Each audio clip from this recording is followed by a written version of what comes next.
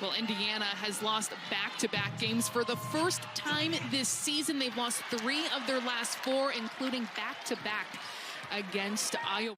It's going to be crucial for IU to make sure they capitalize on any sort of mistake Maryland makes, because the Terps don't make many. Perfectly set up for Holmes, who just has to put it away. We're seeing Angel Reese do what she does best, rebound. You just have to watch the motor that number 10 in red has. She was stopped there by Goulbe and just kept going with that strength. You know, always in the post head. What can I say?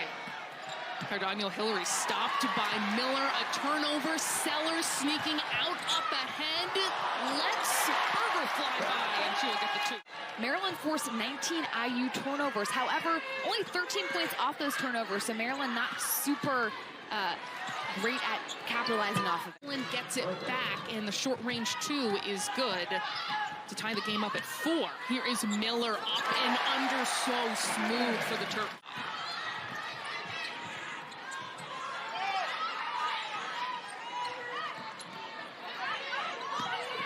Berger stepping through against Benson, covered a lot of space and gets that to go. In the best way possible. She's great for the game of basketball, but Grace Berger brings her hard hat to work every single day with the blue-collar mentality, and she's been great for the Hoosiers. Miller through the legs, drains the 3. With the defensive intensity, but how about Diamond Miller? Can't give her the time of day with the step back. That was dirty between the legs. My goodness gracious, putting Grace Berger on skate. 63-5, are you kidding me? That is an unbelievable stat. I'm just seeing that for the first time. Oh my goodness gracious. But look, ever since Maryland's come into the league, they've been so dominant. As you see Angel Reese get the bucket to go. The last time these two teams met, Indiana did an excellent job slowing down pace of play. Right now, this pace favors Maryland. Another step back for Katie Benson, an 8-0 run for the Terps. Only 44% right now from 3, slacking from last year. Come on, Katie Benson, what we doing? Real down year for the grad student as Reese with her pounded scoop and 1. I like how Coach Free said, well, I would be okay with her making some more baskets, not getting her own putbacks, as Moore McNeil with a nice move with the hook shot. Maryland near 50%. Benson just keeping her dribble. Finds Sellers deep in the...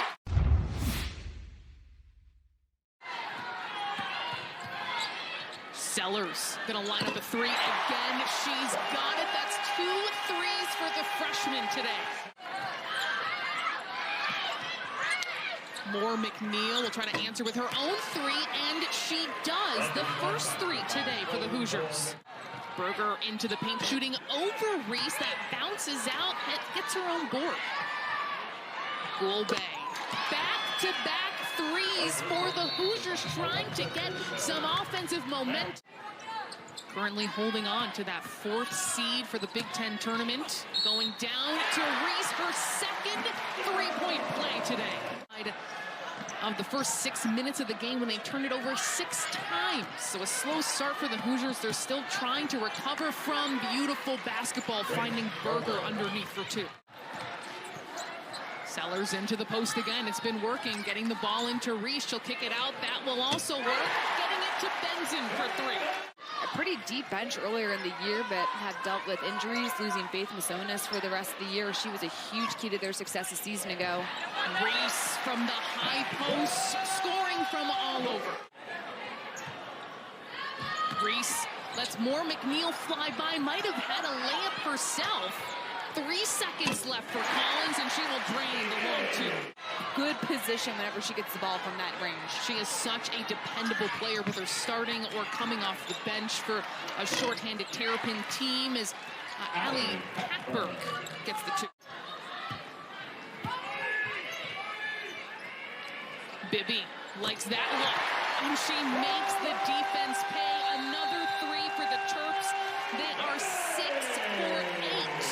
They have not lost to an unranked opponent or one that wasn't receiving votes at the very least.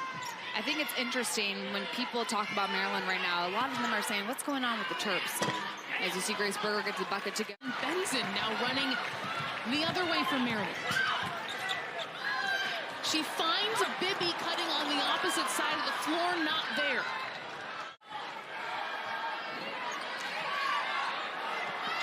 Collins into Reese, and the hook shot is good. Didn't even think twice about her move.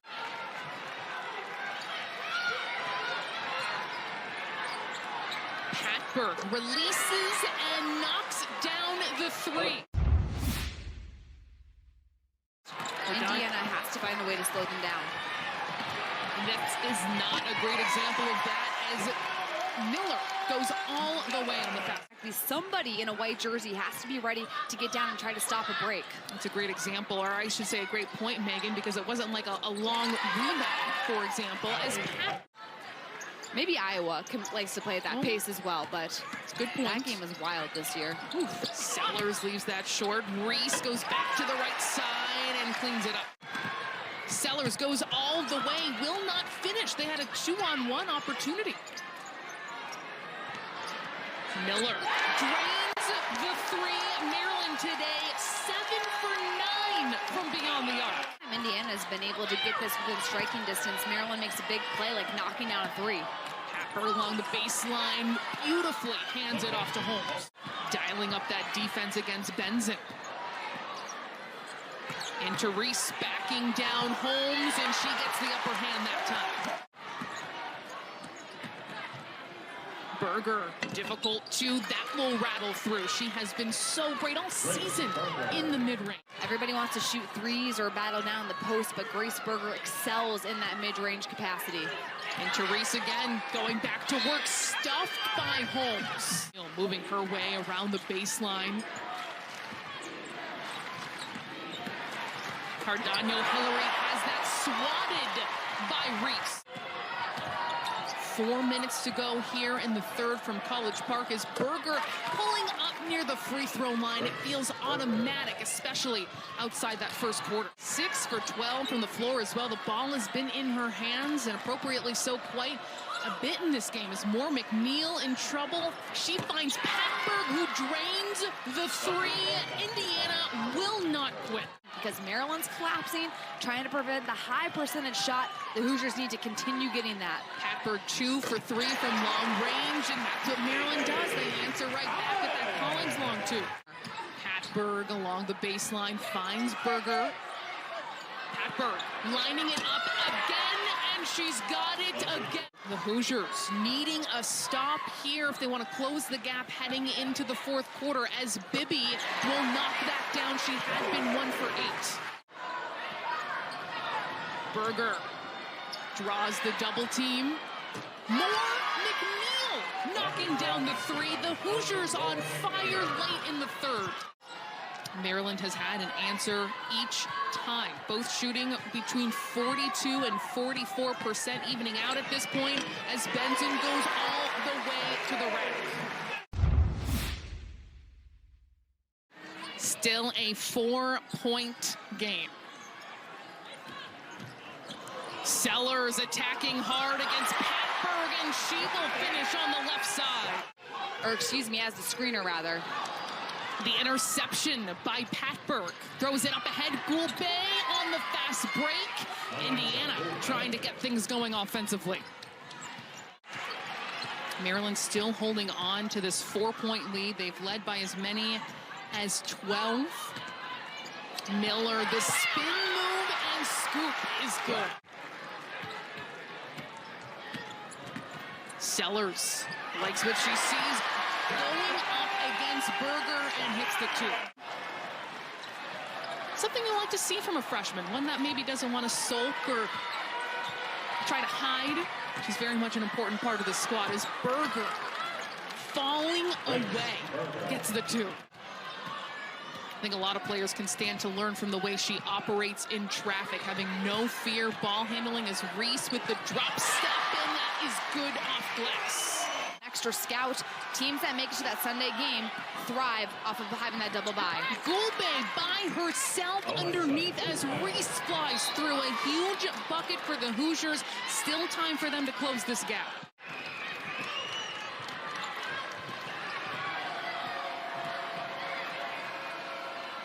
Berger the lob into Holmes. And count it. Reese asking for it in the post, but Miller is going to reverse it. I drop down, flip it, and reverse it. Missy Elliott's tackle. Diamond Miller cannot be stopped right now. Long rebound to Berger, keeping her head up. Goulet right at Miller, who stuffs her.